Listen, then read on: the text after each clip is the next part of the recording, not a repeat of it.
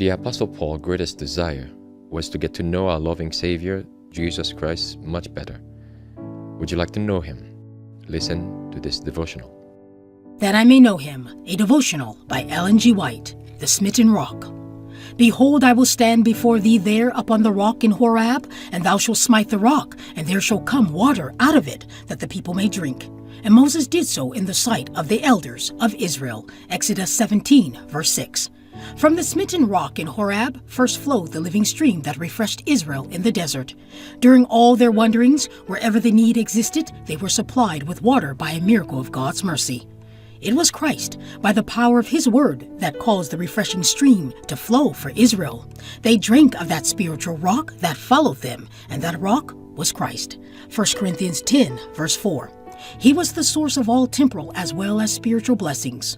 Christ, the true rock, was with them in all their wanderings. They thirst not when he led them through the deserts. He caused the waters to flow out of the rock for them. They ran in the dry places like a river. The smitten rock was a figure of Christ, and through this symbol, the most precious spiritual truths are taught.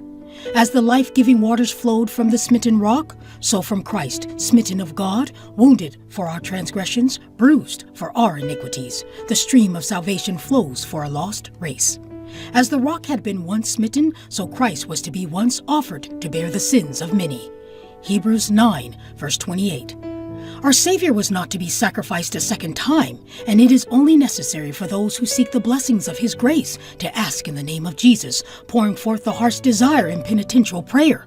Such prayer will bring before the Lord of hosts the wounds of Jesus, and then will flow forth afresh the life-giving blood, symbolized by the flowing of the living water for Israel. The refreshing water, welling up in a parched and barren land, is an emblem of the divine grace which Christ alone can bestow, and which is as the living water purifying, refreshing, and invigorating the soul. He in whom Christ is abiding has within him a never-failing fountain of grace and strength.